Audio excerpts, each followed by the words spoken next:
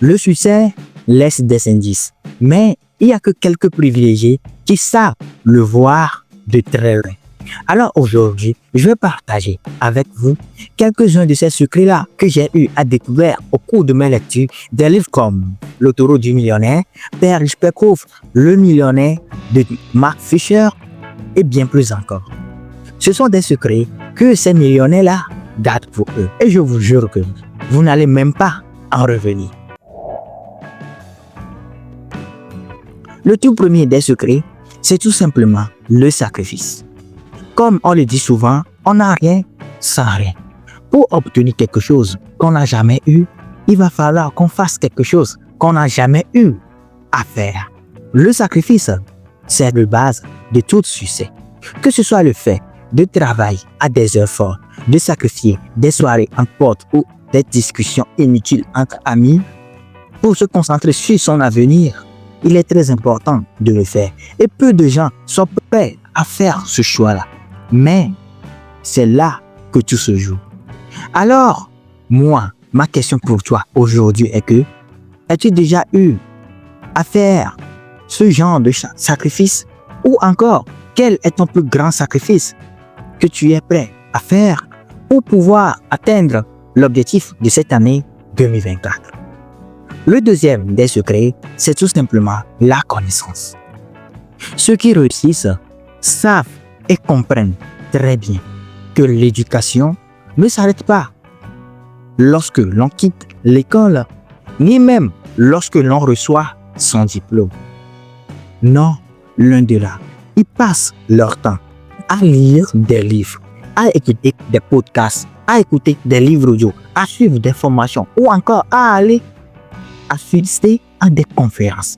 Des grandes figures comme Elon Musk et Bill Gates appliquent la théorie des 5 heures qui stipule qu'on doit consacrer 1 heure de sa journée pour acquérir de nouvelles connaissances. Alors nous, qui sommes-nous pour ne pas le faire? Et comme le dit si bien ce fameux cercle de la connaissance, plus l'on apprend, plus l'on a. Et plus on a, plus on peut donner. Plus on peut donner, plus on peut encore recevoir.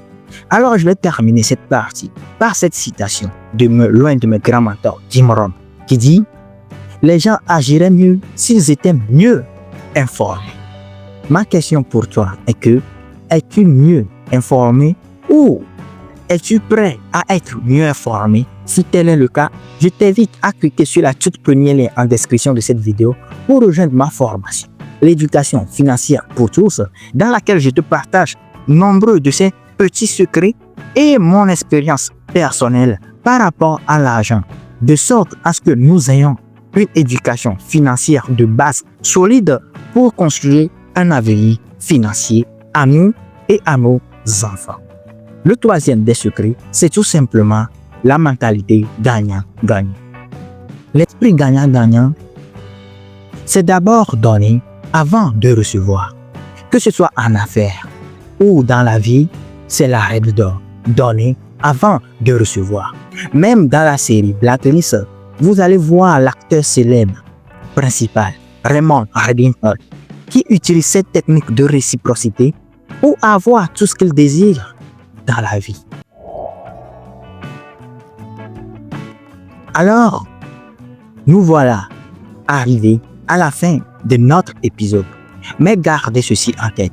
Vous avez entre vos mains quelques-uns des secrets qui ont permis à toutes ces personnes de réussir leur vie. Et si eux ont pu le faire, nous aussi, on peut le faire. Et pour ne rien manquer de nos prochains épisodes de notre série L'éducation financière pour tous, n'oubliez pas d'activer la cloche de notification. Et surtout, dites-moi dans les commentaires le secret qui vous a le plus marqué aujourd'hui. Et comme toujours, sachez que moi, je crois en vous. C'était Conseiller Yakabe. On se donne rendez-vous de l'autre côté. Peace out. Merci